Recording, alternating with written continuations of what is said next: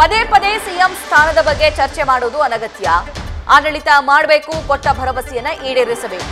ಬೆಂಗಳೂರಲ್ಲಿ ಗೃಹ ಸಚಿವ ಜಿ ಪರಮೇಶ್ವರ್ ಹೇಳಿಕೆ ಕೊಟ್ಟಿದ್ದಾರೆ. ಬಿಜೆಪಿ ನಾಯಕರು ದ್ವೇಷದ ರಾಜಕೀಯವನ್ನ ಮಾಡ್ತಾರೆ. ನಮ್ಮ ಸರ್ಕಾರವನ್ನ ಅಸ್ಥಿರ ಮಾಡುವ ಪ್ರಯತ್ನ ಈಗಾಗಲೇ ನಡೆದಿದೆ. ಇದನ್ನೆಲ್ಲ ಬದಿಗೊತ್ತಿ ನಾವು ಅಭಿವೃದ್ಧಿ ಕೆಲಸ ಮಾಡಬೇಕು.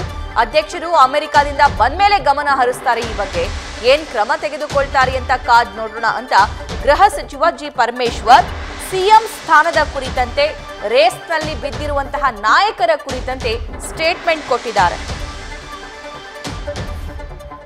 ಪದೇ ಪದೇ ಮುಖ್ಯಮಂತ್ರಿಗಳ ಸ್ಥಾನದ ಬಗ್ಗೆ ಚರ್ಚೆ ಅನಗತ್ಯ. ಈ ಸಂದರ್ಭದಲ್ಲಿ ನಾವು ಮಾಡಬೇಕಾಗಿರೋದು ಆಡಳಿತ ಮಾಡಬೇಕು. ರಾಜ್ಯದ ಜನತೆಗೆ ನಾವು ಭರವಸೆಗಳು ಕೊಟ್ಟ ಕಾರ್ಯಕ್ರಮಗಳನ್ನು ಅನುಷ್ಠಾನ ಮಾಡಬೇಕು. ಇದು ನಡೀತಾ ಇರುತ್ತೆ, ಇದು ಒಂದು ಕಡೆ ನಡೀತಾ ಇರ್ತದೆ.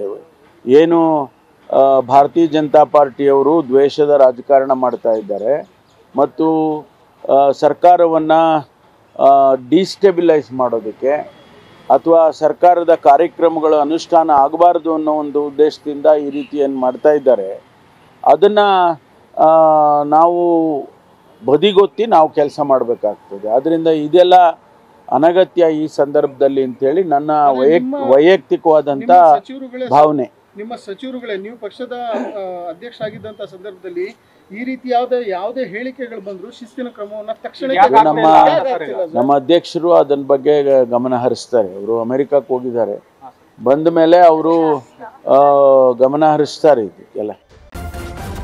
ನ್ಯೂಸ್ ಫಸ್ಟ್ ನಿರ್ಭೀತಿಯಿಂದ ನಿಮ್ಮ ಪರವಾಗಿ.